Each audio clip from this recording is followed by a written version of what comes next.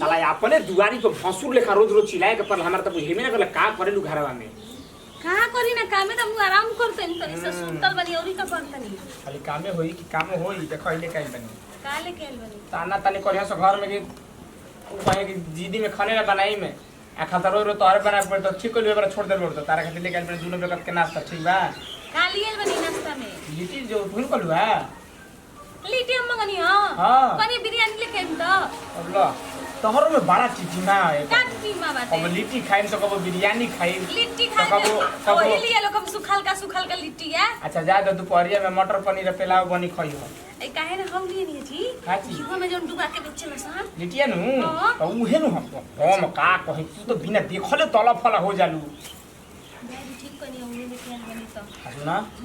गते सना लेके घर में लगा के किलिया दम भर जिला हिली जानलू और देखो तो नहीं बर्तन माजे तुम्हारे हमर नो पके नो पालिश छूट जाता टे बताओ दिमाग खराब हो जाता रे हाथ ना महंगा हाथ लगाओ तनी कतना मेहनत बाय करा में हम तो नो पालिश किनत के साला बुझाते कि हमर हालत खराब होइल बा वही से कहत नहीं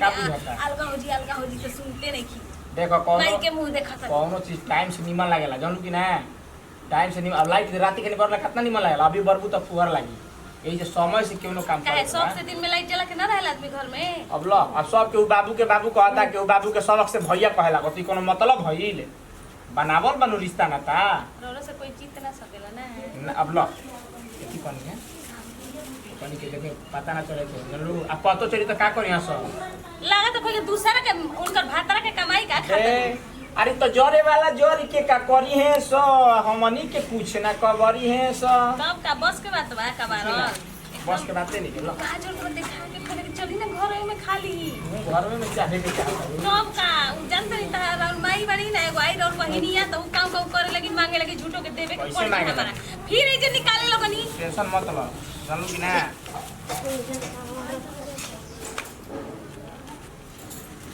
काहे करेजा में कसला करेजा में चोरा के रखत ल काहे में रखिया फूटल बा लगत नहीं थे आ तू हो कतला की खाना मत बनाइए बरा होटल से लिए खाना खइह तो रोज रोज जीवन बीमा भइल बा इनकरे ना में का खाना बनावे के ना ते का करता रे काहे हम पढ़े लिखे ना जाई खाना बनाई तीन बार पढ़ते माने क बजे पढ़े जाए के बा आई क बजे ता क बजे ता 9 बजे जाए के बा तो 9 बजे जाए के बा तो अभी कहीं के मतरिया से जा किस को जाओ कहत या कि खाना देना के बनू कि ना बनाई जा कि देखत त मुंह में कोचावत लन करा देखा तनी कंट्रोल जब सब के अपना में जीरा जीरी कइले बानू तो हमने के कोनो ठीका लेके नहीं खीजे बैठल खाना बनावे के आ लोग के चाभावा कहानी अनु के जो मत निकाली कनी अनु के घर में चले का करिया सो ले जाके का करे सो बोली में बैठ के इनकरा खाली ह इनके का लजबा इनके का लजबा एगो खुद में बैठ के ना खा सकिना अरे जा ना जा खा लो तोरा के एगो मरीचो ना मिली तू खाइल नहीं खी तू खाइल नहीं खी रुक मत तो तब काया के जा तू लबलबाई हां तनी के खिलौड़ी के बियाह करके हटाई जा लाला अच्छा समाइल बा खाए खातिर एकदम से कि का ढके ले लीही बेचैन भइल बाड़ी अब जाके अपन माई से लहराई का करी लहराई तो जाके नु लहराई तो लहरावे तो तुले जाके 2 बाल्टी पानी डाल दे बुता जाई चल इधर घर में ले चल जैसे खाली पिनहत रहेली घर में ले चल चल यहाँ ही रहो ना अब खाए खातिर झनकता ढू बिना मतलब के खाली काम करे तो ओकर बूढ़ खाना बनावे ठीक है न बा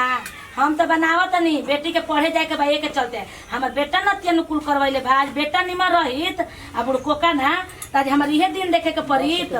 हम कहिए कहत नहीं कनी के दोनों के अलग क दहो बेटी के दिया कर दो धर में कौन लगा देनी आगे जिंदगी भर ना तू आगे सुंगैबू आ घरवा में कौन करनामा हो तो ना देखबू त का करी झगड़ा करी कोनी से कलस की खाना दाना आज हम ना बनाई ठीक बना बनाई जाके ले जाके सुधीरा अपने भाई माई की खियावता बैठा के माई दे तो मुंह में तबड़ा का भाई न रे त का कही रे सुधीरा सुधीरा कइले ना ओकरा के धक्का चुमी का भइल बना छछलोल के जा तो छोड़ दे ओकर के बारे में तेन न तो बोल ठीक ना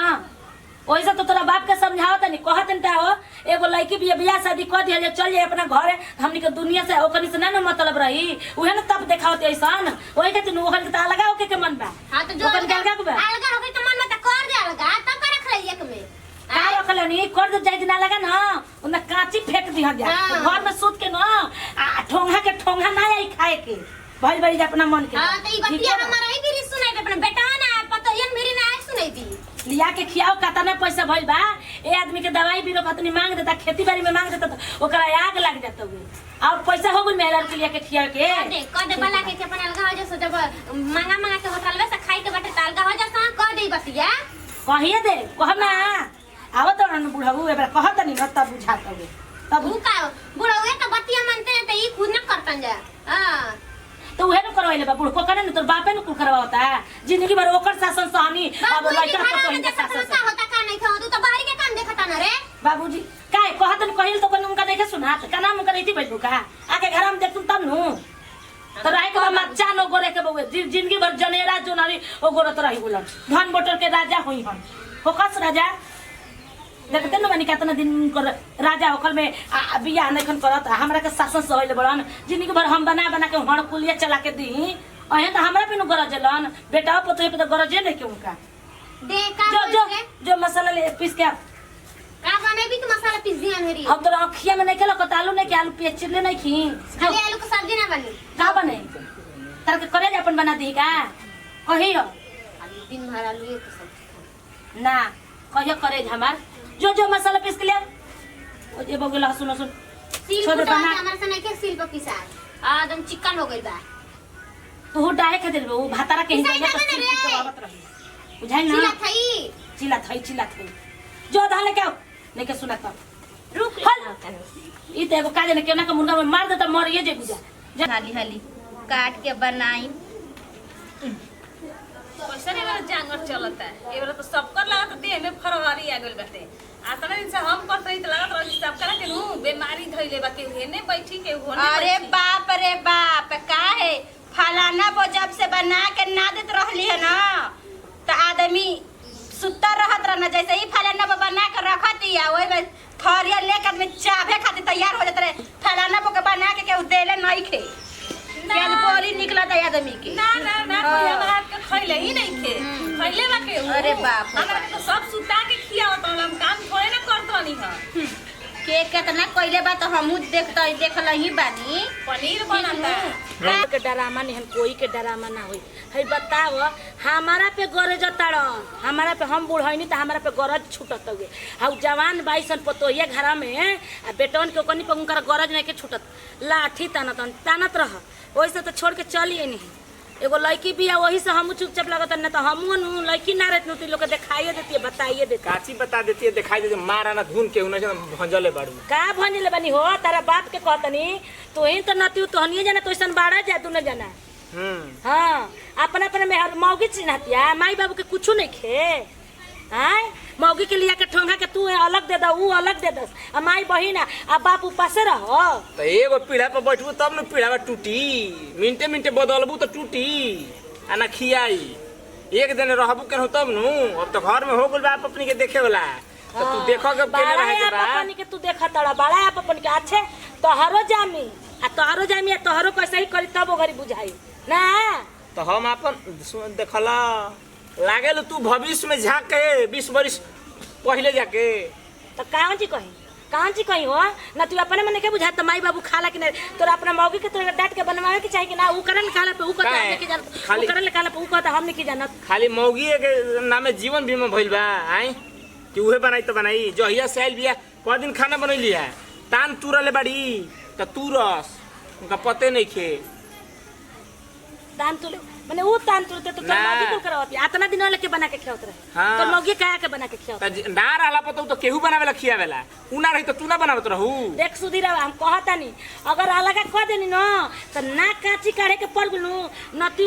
घर में कुल रहल अपने माई के लेके ओवर छूट जाई तू टेंशन मत ले तू हम बेटी के चलते हम इसी भइल तू बाड़ी अलगा करबू न तो कह द हमनी के मम्मीरा सुरमा ट्रेन में बेच के हम अपना परिवार के जिया लेब जानलू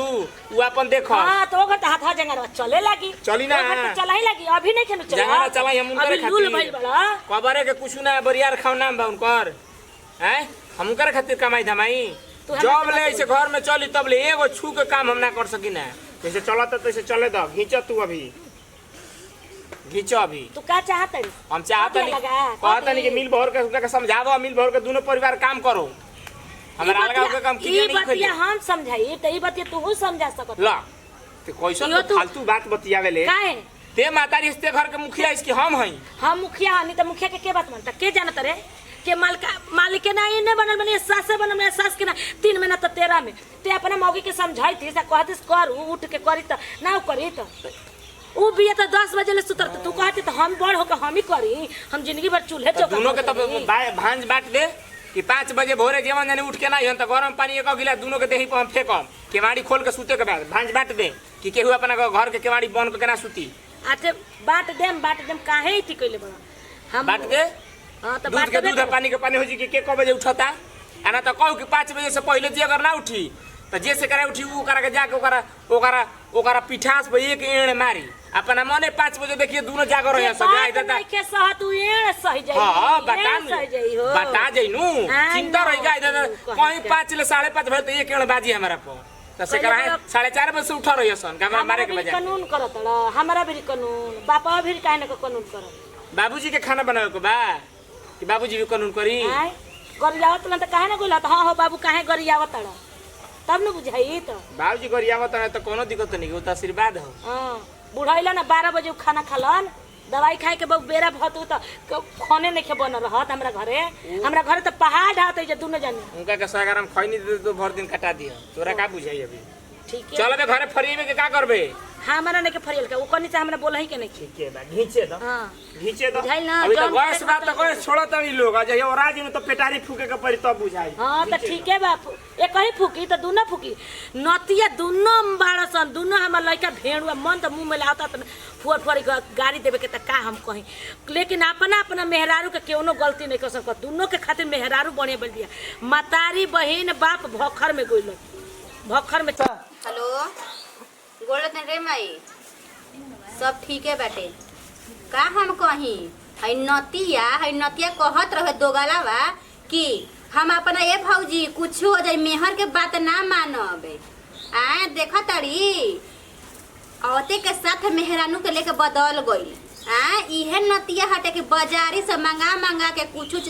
सामान खियावत रहता तुए तो ई काहे खातिर जब तू अपन मेहर के लेके रखत रही तो हमहू तो गुमाने में न रहम हम कितना बन तो बढ़ नु हनी उतना दिन हम खियनी पियनी ना हमहू छोड़ देले बानी। हां छोड़म नहीं ई बताओ कि काहे बुढ़िया ये कहियो का जन्मौले बिया केौरी के जन्मौले बिया हैं मेहरानू का देखता ही बदल गइलसिया ओड़ा का रखलौ जे हो एके चलते हमहू छोड़ देले बानी हमरा से ना होई बस एकरा से का बतिया तन हो हैं ठीक बटे तो आननी के नु ए तो आनन के घरे का बात नु बाहरी के आदमी से कहल ना जरूरी है घरे का बात पचला ना पेट में हैं का कहतनी जी का घर के बात केकरा से हम कहतनी ई तो एकरा से कहतलु कैसे कहते न बालू हां का अपन नैहर दुख सुख ना कही केकरा कही हम ई घर में के सुने वाला बा हमार ना तार मरद नहीं खा दूसरा से कहबू त ठीक लागत काहे के उतार दुखवा के बाट न देही हैं तू सीखत लू नहीं जैसन का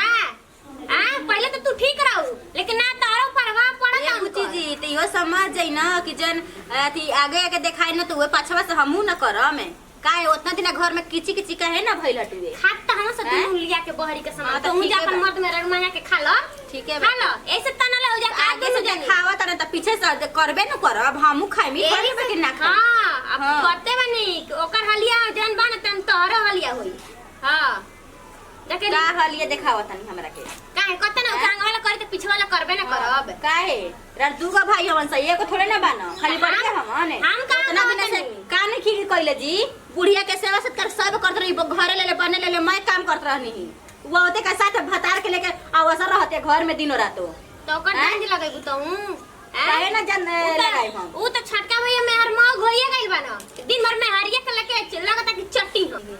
आई ठिला म ठीक बा कहूं दांजा ऐसा में छोड़ दल वालू हो दांजा ऐसा में छोड़ दल मतलब बुढ़बा के माई बेटी हमनिए के ना बाप बनी जा हैं त हमरा भी रोबा काहे चिल्ला त नहीं पूछी जी काहे न चिल्लाई बो बताई ना खा के ठेंगरा देले भी हम छोड़ देले बानी बर्तन कल पैसे रहू कारण हूं पहले से रहन बिगड़ल जाता ठीक बा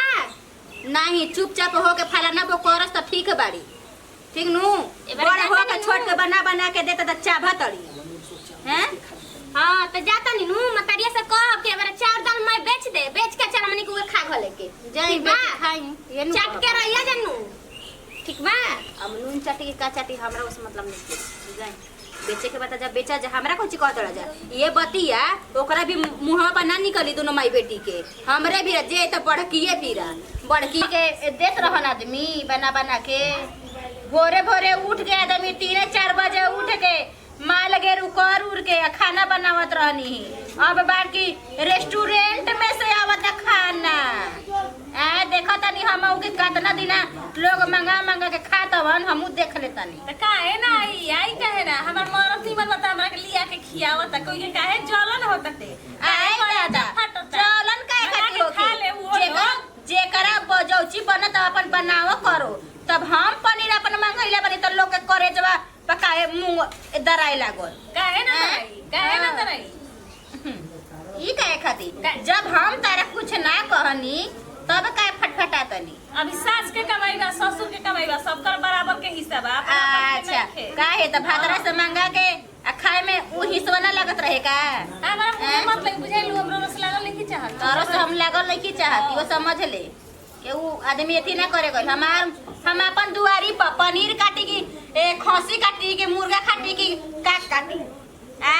लोग के काहे फाटता हाथ में आ गइल बाटे जहिया से जाइनी नु तहिया से रवैया देखी ना जब से हम उतरनी नु ओकरा 2 दिन बाद से रवैया देखे लगनी कि के कर अरे बाप हो बाप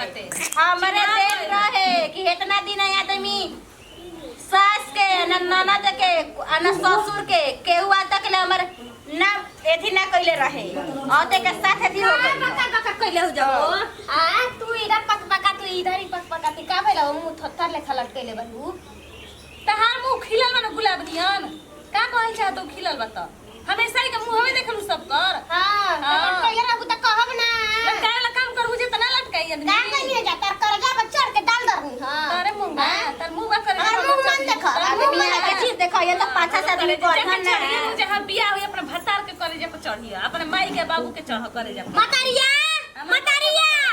का भई रे का हो गई देख ले का कहता नी स का कहते स कहती सके जाके अपने भतार पे